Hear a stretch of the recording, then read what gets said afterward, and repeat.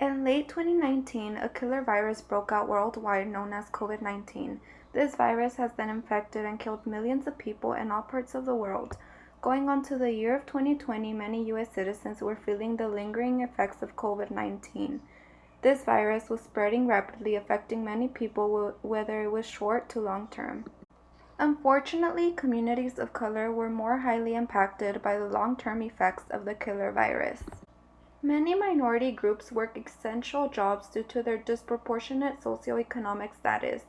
These essential workers are often working in more dangerous and riskier environments, making them more likely to be exposed to COVID-19.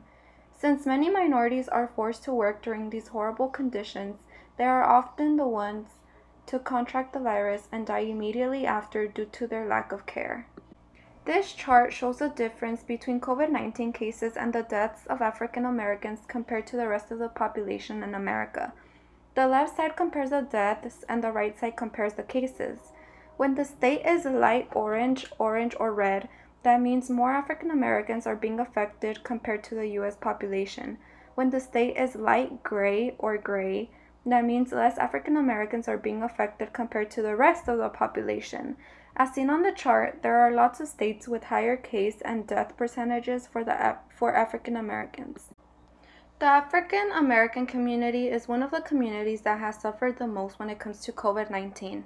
African American deaths from COVID-19 are 2 times greater than would be expected based on their share of population. Despite the fact that the Black community only accounts for about 30% of the U.S. population, they make up about 56% of COVID deaths. We can see that African Americans are dying at a 2.4 times greater disproportionate rate because minority groups are more likely to work essential jobs that are in riskier conditions. Working Americans are overrepresented in 33 different states and territories.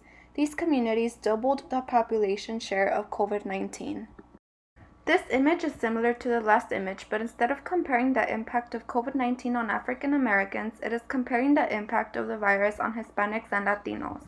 The left side compares the deaths, and the data demonstrates that the difference isn't too extreme, because most Latinos getting infected are millennials.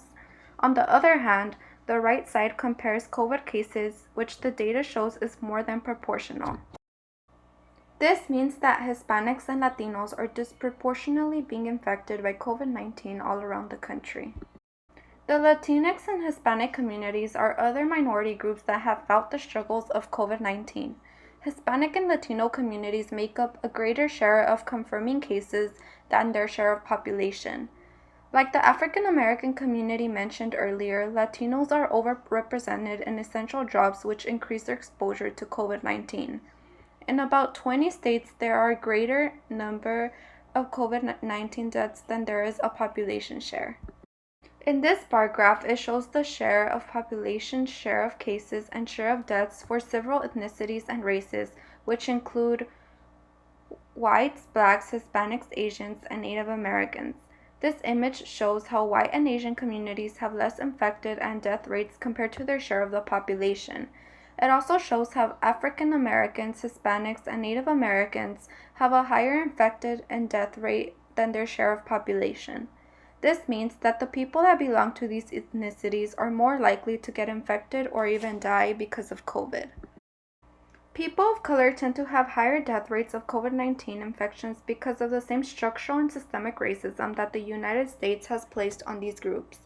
This causes improper access to healthcare facilities and information. Having to work and live in environments with this type of disease may be more prevalent causes for higher rates of infection. Higher risk jobs that lack proper healthcare is one of the reasons that COVID-19 has been able to destroy these communities the way that it has. Even before the spread of COVID-19, these same communities were suffering from chronic diseases such as heart diseases, diabetes, and lung diseases, which all disproportionately affected minority populations. As officials began to look for answers on why COVID-19 cases were rising in minority communities, they quickly realized that the reason why they were being so affected by it was because they come from low-income communities and lacked the resources that they needed to fight off the virus. An example of this was New Orleans. In April of last year, New Orleans realized that their drive-thru strategy was not working as well as they hoped it would. This was because the hotspots for COVID-19 were based in low-income African American communities. A solution to this problem was sending out mobile testing vans into these disadvantaged areas, therefore giving access to people who might not have access previously to these testing sites. Focusing on the disparities that low-income communities as well as minority communities face is important for helping them protect and defend themselves. One of the things that need to be done in order to help these communities that are being destroyed by COVID-19 is to suspend rules and laws that prevent undocumented immigrants from accessing proper care that they need to keep themselves and the rest of the population healthy and protected. Providing temporary housing in order to keep individuals from infecting their families when living in small crowded housing is also extremely necessary. Providing basic needs such as food and wage support is also a way to help out impacted communities. COVID-19 is something that affects all of us, so we need to work together as a country and help those that are most affected by this deadly disease.